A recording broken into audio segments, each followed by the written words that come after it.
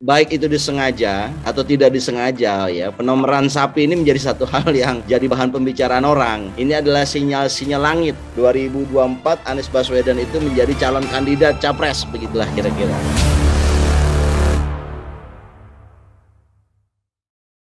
Assalamualaikum warahmatullahi wabarakatuh. Selamat pagi rekan-rekan dimanapun berada.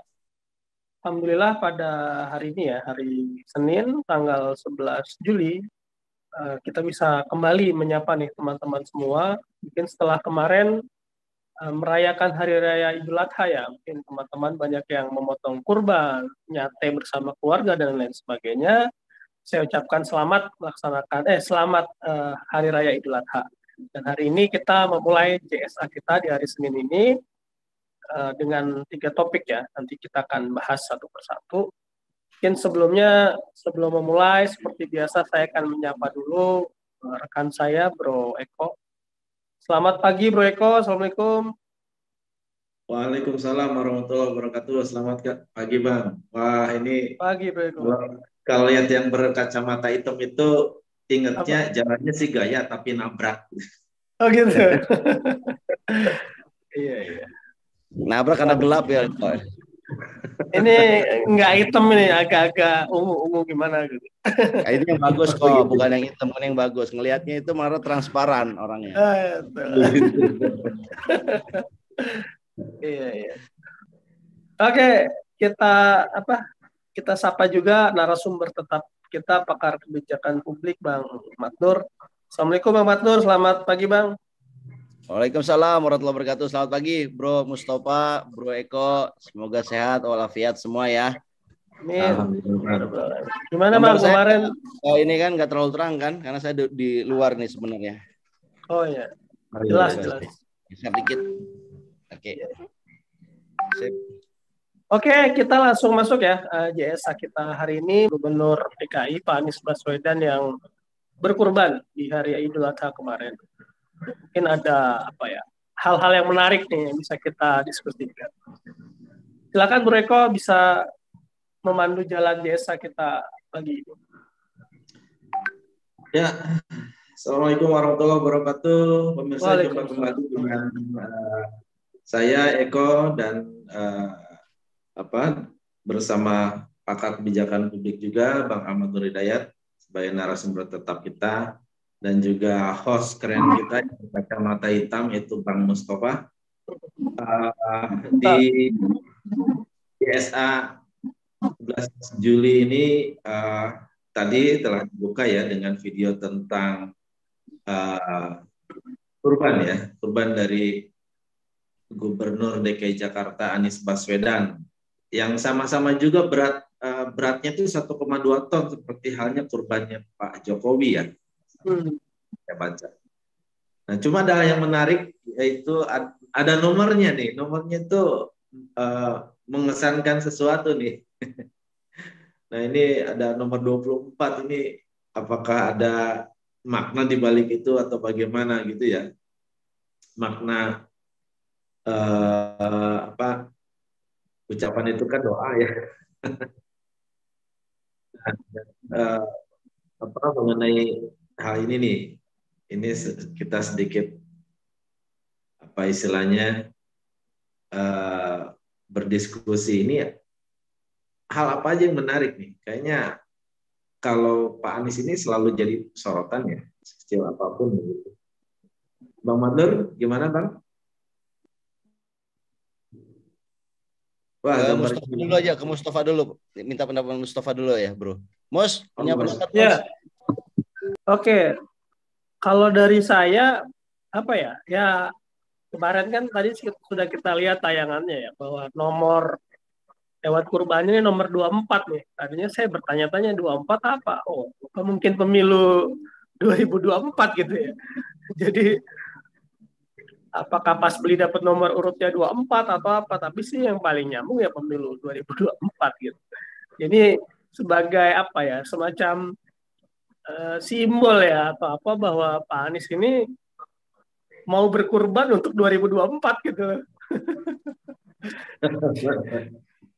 Jadi istilahnya ya kalau kita menebak-nebak ya gitu ya, apa angka 224 di hewan kurbannya Pak Anies ini kan mungkin publik juga banyak yang bertanya mungkin ya seperti saya juga apakah 24 ini ada kaitannya dengan perhelatan demokrasi di 2024 yang akan datang. Itu kan nomor pemotongan ya. Nah, ya itu. Nomor Jadi bisa pemotongan. ya apakah maknanya di 2024 Pak Anies mau berkorban gitu loh, berkorban bagi negara misalnya. Ini kan banyak makna yang bisa kita tarik ya, kita coba lihat ya apa sebetulnya maknanya. Seperti itu sih Bro Eko kalau dari saya. Ya Bang Mus, ya mungkin saja kebetulan memang dapat nomor urutan 24 ya. Nah, bisa juga. Karena mungkin akan dipetakan juga tuh sama orang-orang nih, ini ada apakah ada sebuah kode alam begitu. Iya, betul. Kode alam ataukah memang itu apa istilahnya sinyalemen ya tentang pemilu nanti begitu. Yang jelas ya ini menarik ya. Semuanya kalau dalam situasi menjelang pemilu itu semua hal yang ada nyenggol-nyenggol itu pasti akan selalu dikait-kaitkan. Ya. Betul. Dan itu sebuah indikasi, simbol, kode dan sebagainya atau bukan gitu ya. Iya, artinya hal-hal kecil seperti itu pun akan jadi gimmick ya, gimmick yang menarik gitu, baik bagi pendukung Anies ataupun buat yang buzzernya gitu ya, yang kontra gitu loh. Jadi sekecil apapun yang dia lakukan pasti akan jadi sorotan gitu. Kalau menurut saya, Bro Eko. Dan yang menarik adalah mungkin bagi saya ini lebih menarik bahwa Anies yang menyembelih sendiri hewan kurban ya? Kurbannya begitu. Ya ini kan keafdolan ya. Yeah. Saya kira itu hal yang patut dicontoh ya. Jadi tidak melulu menggunakan tangan masyarakat gitu ya. Sebagai pemimpin dia turun juga dan mungkin sebagai personal karena memang ini ada dalam salah satu keutamaan ya dalam menyembelih korban pada Idul Adha gitu. Gimana Bang? Ya Bang Matur mungkin sudah bisa pandangannya atau masih belum? 2 menit lagi Bro, 2 menit lagi. Oh ya, iya jadi seperti itu sih Bro Eko. Jadi saya melihatnya momentum Idul Adha ini ya mungkin dianggap Gubernur Anies sebagai ya momentum juga untuk menyampaikan kepada publik gitu aktivitasnya yang juga dia ikut berkurban gitu ya, berkurban sebagai pemimpin publik dia juga melakukan ibadah kurban. Kemudian nah itu yang menariknya itu angka 24 itu. Ya, kemudian sholat Id-nya itu di JIS ya, Jakarta International Stadium. Nah, ya ini kan kamu yang digadang-gadang gitu ya. Pasti. Nah ini istilahnya dulu sholat Id pada saat Hari Raya Idul Fitri yang dihadiri oleh banyak sekali warga ya. Dan untuk Idul Adha ini entah berapa banyak ya. Apakah sebanyak Idul Fitri atau tidak, yang jelas Pak Jokowi juga melaksanakan Id tapi di Masjid Istiqlal. Dan saya kira ini sebuah hal yang bagus ya sebetulnya. Jadi sholat di JIS, karena memang yang kita tahu memang keutamaan sholat di lapangan untuk Idul Fitri dan Idul Adha itu disarankan gitu ya. Nah ini saya kira banyak sinyalemen ini ya, sinyalemen yang mengindikasikan keteguhan hati nih untuk mencalonkan diri di 2024 nih. Ya, Mungkin seperti itu ya. Gimana Bang Mas? Nah, Bang Matur nih kayaknya udah siap menanggapi. Iya, mohon maaf ya, Bro Eko ya. Saya tadi ada urusan sebentar. Tapi ini Oke, udah silakan. selesai. Nah, saya kira gini ya, teman-teman, jangan salah arah channel kita ini. Kita ingin menangkap satu sinyal ya. Anies Baswedan ini baik itu disengaja atau tidak disengaja ya. Penomoran sapi ini menjadi satu hal yang jadi bahan pembicaraan orang ya. Setidaknya dari para pengamat tuh mengatakan ini jangan-jangan sinyal bahwa sinyal-sinyal kalau ini tidak disengaja ya, ini adalah sinyal-sinyal langit Padahal yang ingin mengatakan bahwa sinyal langit itu ingin mengatakan bahwa 2024 Anies Baswedan itu menjadi calon kandidat capres, begitulah kira-kira. Atau kalau ini disengaja, ini menunjukkan kesiapan Pak Anies sebagai personal, sebagai tim, ya sebagai personal dan juga sebagai tim untuk menyongsong 2024. Jadi maknanya dua nih. Kalau dia disengaja berarti memang tim ini siap. Kalau tidak disengaja, ini jangan-jangan tanda dari langit ya. Kalau udah dari tanda langit itu udah nggak ada yang bisa menghalanginya, bro. Kalau udah langit itu sudah punya titah gitu ya. Artinya mungkin perjalanannya akan dilalui, tetapi setiap rintangan ya kalau udah dari langit itu akan mudah diatasi. Sudah ada aja jalannya gitu ya. Nah yang kedua saya ingin katakan tadi pertanyaannya Bro Eko ini menggunakan stadium ya untuk acara keagamaan. Saya kira ini satu hal yang tepat sekali karena stadium ini kan bisa menampung banyak orang. Di samping itu juga ingin juga mengecek sejauh mana ya kebanggaan masyarakat Jakarta terhadap bangunan yang barunya yaitu Jakarta International Stadium-nya gitu. Dan juga menunjukkan loyalitas orang Jakarta terhadap seruan dari Pemda DKI. Sebenarnya kan begini ya, untuk urusan sholat Idul Adha kan sholat kan di mana aja bisa. Mau hari Sabtu juga bisa kan sebenarnya kan. Satu di mananya bisa, yang kedua waktunya bisa Sabtu, bisa Minggu. Kapan aja di antara 2 hari itu kan bisa. Tetapi begitu Anies Baswedan mengumumkan dia menyelenggarakannya di hari Minggu dan tempatnya itu di Jakarta International Stadium dan yang ikut itu saya lihat penuh ya. Nah itu menunjukkan memang sesuatu, yaitu antusiasme masyarakat Jakarta mengikuti seruan gubernurnya itu terlihat sangat tinggi sekali.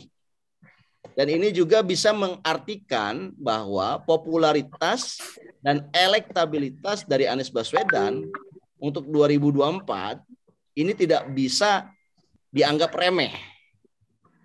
Jadi ini adalah satu popularitas dan elektabilitas yang signifikan yang hendaknya setiap pengamat dan masyarakat ya itu mencermati jangan-jangan memang akar rumputnya Anies Baswedan ini kuat ya terutama di kota Jakarta.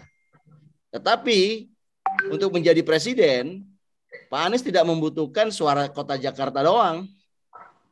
Ya kan? Harus ada suara yang lain yang itu signifikan di seluruh kota di Indonesia, baik itu di bagian baratnya ataupun di bagian timurnya. Karena presiden ini kan bukan dipilih oleh orang Jakarta doang, tapi presiden ini kan presidennya seluruh rakyat Indonesia. Tetapi patut diingat bahwa Presiden Jokowi yang hampir 2 periode terpilih ini kan karena keterkenalannya, karena popularitasnya sebagai gubernur DKI. Meskipun tidak tuntas gitu ya. Tapi karena popularitasnya dia di DKI itu luar biasa, makanya elektabilitasnya di tingkat nasional itu jadi mayoritas dan akhirnya jadi presiden. Yang ingin saya sampaikan adalah hati-hati dengan Jakarta. Karena walaupun Jakarta itu hanya satu kota, tetapi ini adalah ibu kota, pusat dari banyak informasi, pusat dari banyak ekonomi, pusat dari banyak aktivitas sosial dan politik. Dan apa yang terjadi di Jakarta itu bisa mudah sekali tertular ke daerah lain. Karena Jakarta ini kan kota yang seluruh ya suku bangsa ada di Indonesia. Suku bangsa Indonesia itu ada di Jakarta. Jadi jangan dianggap remeh nih bagaimana posisi Jakarta. Saya mau berhenti di situ dulu, Bro. Ya baik, ini dalam hal ini tentunya kan sinyalemen ya ke arah bagaimana tadi yang pertama kalau memang itu kode alam gitu ya, kode alam ya istilahnya memberikan sinyal gitu ya. Kalau memang itu disengaja, betul itu kesiapan ya, kesiapan. Kemudian dari bagaimana JIS ini didatangi banyak jamaah ini juga karena saya setuju dengan tadi yang disampaikan karena Jakarta itu kan simbol keberagaman ya, artinya warga itu datang dari berbagai provinsi. Nah, dan tentunya itu bisa menjadi semacam simulasi dukungan pada beliau begitu ya. Jadi patut istilahnya jangan sampai diremehkan gitu ya untuk lawan-lawan politiknya. Tapi itu juga ya yang jelas karena ada barrier presidensial threshold 20% tetap saja ya itu harus ditembus dan kita tidak tahu nih sejauh mana keinginan dari partai-partai untuk bisa mendukung Pak Anies ini. Nah, gimana menurut ini, Bang Manur? Ya, kalau dilihat dari sosok Pak Anies Baswedan ya, memang kan beliau ini baru 1 periode ya di DKI ya. Dan kalau kita lihat sejumlah prestasinya itu memang banyak ya, tetapi yang mencolok ini kan Formula E ya. Reputasi internasionalnya itu meningkat begitu. Dan saya kira pembangunan yang telah dilakukan oleh Pak Anies Baswedan ini juga kelihatan ya, baik itu fisik ataupun non fisik ya. Saya kira kalau fisik kita lihat bagaimana jalanan-jalanan pedestrian ya, perjalanan untuk pejalan kaki itu sudah lebar-lebar di Jakarta dan di berbagai tempat-tempat titik kumpul masyarakat. Dan kalau dalam hal transportasi juga sudah ada hal yang signifikan ya, di mana orang tidak lagi harus kesulitan ya, terutama masyarakat yang menggunakan public transportation itu dengan menggunakan kartu Jakarta apa itu namanya? Jack Pro ya, atau Jakarta Jaklingko ya. Jaklingko ya. Jaklingko itu orang bisa dari rumahnya sampai ke tempat tujuan selama dia menggunakan transportasi yang disediakan oleh Pemda, itu bisa cukup 1 kali bayar. Nah itu kan secara terintegrasi ya. Saya kira ini satu hal yang signifikan itu yang sebelumnya belum pernah ada. Nah dengan modal itu saya kira modalnya Pak Anies untuk jadi calon presiden itu sangat besar. Karena gini, perbandingannya Pak Jokowi aja yang tidak tuntas 1 periode aja ya, yang kira-kira tuh belum membangun lah, belum kelihatan lah ya apa prestasinya, pembangunannya ya, dan prestasi pembangunannya ya, itu aja bisa terpilih ya. Gimana ini kalau udah proven 1 periode gitu ya, dan sudah banyak hal yang signifikan yang saya kira yang sudah dibangun oleh Pak Anies Baswedan. Demikian, Bro. Ya, mungkin saya menambahkan, Bang. Tapi kan nih problem Pak Anies ini yang pertama itu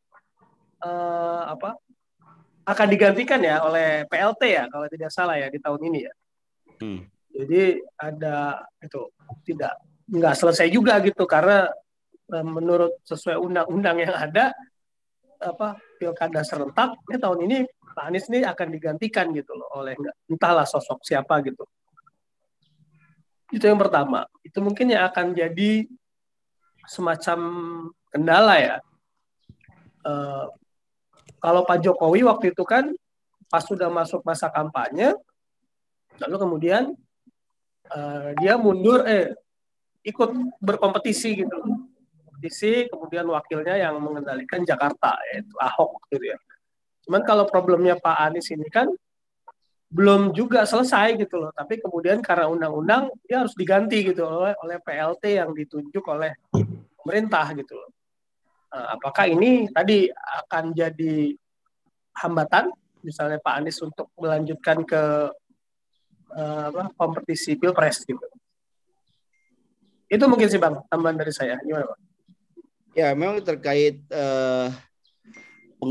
penggantinya Pak Anies ya, kan Pak Anies ini berakhir ya tahun ini. Penggantinya Pak Anies memang ada beberapa nama yang udah disebut ya, diantaranya adalah Sekda ya, Marutuli ya, siapa namanya sekdanya, Marullah ya, dan saya kira peran Sekda ini Marullah Matali ya, peran Sekda ini sangat berat ya menggantikan peran gubernur gitu. Meskipun kita juga tahu bahwa ada sekelompok masyarakat yang melakukan gugatan bahwa pengganti dari gubernur yang terpilih ini harusnya bukan ketetapan pemerintah, harusnya mendapatkan persetujuan dari representasi rakyat. Gitu. Dan bisa jadi memperpanjang gubernur yang ada itu jauh lebih representatif gitu ya daripada orang yang ditunjuk oleh pemerintah pusat. Gitu. Kita tahu dinamika itu ya, dan saya kira ini belum final dan banyak orang yang masih berharap ini Pak Anies ini kalau bisa jangan mundur dulu dari gubernur gitu. Nah, kita lihat perkembangannya seperti apa. Tapi emang yang menarik adalah bahwa gaya kepemimpinannya Pak Anies ini ya memang kelihatan beda dari pemimpin-pemimpin yang ada. Perbedaannya itu yang paling kecolok adalah gaya dia ketika dia menyembelih hewan kurban misalkan, yang kemarin kita saksikan ya.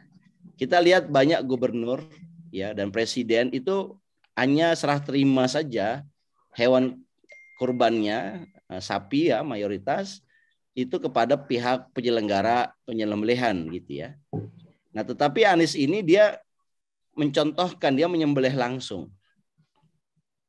Nah, apa yang membedakan? Kenapa ini menjadi menarik? Karena menyembelih langsung ini biasanya tidak banyak pemimpin yang tidak memiliki keberanian untuk menyembelih gitu loh. Karena dengan dasar takutnya malah dagingnya jadi tidak halal gitu kan. Karena cara menyembelih ini nggak sembarang orang bisa gitu. Tapi Pak Anies ini memberikan contoh bahwa pemimpin itu ya harus berada di tengah-tengah masyarakat dan harus memberikan contoh. Dan ini juga kalau dilihat dari sejarah kurbannya, ini kan di dalam Islam itu Nabi SAW ya itu menyembelih sendiri juga. Dari 100 ekor unta itu kira-kira 25%-nya itu atau 50% ya, 50%-nya itu Nabi menyembelih sendiri. Ya, dan menyerahkan sisanya itu kepada Ali bin Abi Thalib. Jadi ada satu contoh keteladanan yang kita ngelihat di pemimpin lain di seluruh Indonesia nggak ada yang seperti Anies gitu loh, bro. Nah ini yang menurut saya ini unik gitu loh, dengan gayanya dia, leadershipnya dia ini memang unik dan memang kelihatannya Indonesia ini masih membutuhkan yang unik-unik gitu. Sebagaimana waktu 2014 Indonesia membutuhkan presiden yang calon presiden memenangkan calon presiden yang unik, yang gaya pakaiannya biasa, yang cara bicaranya biasa, ngomongnya loh kok tanya saya gitu, sekedar tampilnya tidak dipersiapkan dengan baik gitu. Dan karena ini menarik makanya menang gitu. Nah bisa jadi juga karena Pak Anies ini juga sosok yang menarik, berbeda di antara yang lain. Saya kira dia punya keunggulan sendiri ketika nanti saat bertarung di dalam Pilpres 2020. Gitu. Oke, baik, menarik. Kayaknya saya kira cukup ya untuk topik yang pertama ya. Kita bisa lanjutkan ke topik berikutnya. Mereka ada satu lagi yang tadi saya agak terlewat nih. Ini penting nih disampaikan. Ini Bang, jadi selain masa jabatan Pak Anies yang nggak selesai, ini kan juga kita bicara perihal IKN nih. Yang ibu kota mau dipindahin katanya 2024 berkibar bendera di sana gitu. Jadi ada problematika juga nih ibu kota. Tadi kan kita bicara ibu kota punya dampak gitu ya yang besar. Tapi ini lagi proses juga ibu kotanya mau dipindahin gitu loh. Ini gimana ini? Jadi saya kira begini, kalau kita boleh memprediksi, kalau Anies Baswedan menang jadi presiden 2024 dan sampai 2029, saya kira kebijakan Anies Baswedan ini akan mempospon atau menunda pemindahan ibu kota. Dia merasa Jakarta ini dia tinggalkan udah punya legacy gitu loh. Sudah banyak perubahan yang ada di kota Jakarta. Kenapa nggak ini dilakukan perubahan yang lebih baik ini? Dibandingkan dengan alih-alih harus memindahkan IKN. Dan saya kira memang ini sesuai juga dengan tuntutan masyarakat dan juga sesuai dengan kondisi APBN kita. APBN kita ke sana, kita masih memiliki problem hutang, kita punya problem inflasi yang itu harus diadres oleh pemerintah, dan kelihatannya tidak bijak dan tidak tepat. Kalau masyarakat yang lagi membutuhkan subsidi energi, subsidi pangan, malah kita mengalihkan untuk pembangunan IKN yang sebenarnya manfaat buat keekonomiannya masih tanda tanya, manfaat rakyatnya juga tidak signifikan, bahkan dianggap tidak ada. Pemindahan ibu kota itu tanpa dipindahkan ibu kota pun ya ada atau tidak ada ibu kota baru, rakyat kebanyakan tidak mendapatkan manfaat apa-apa.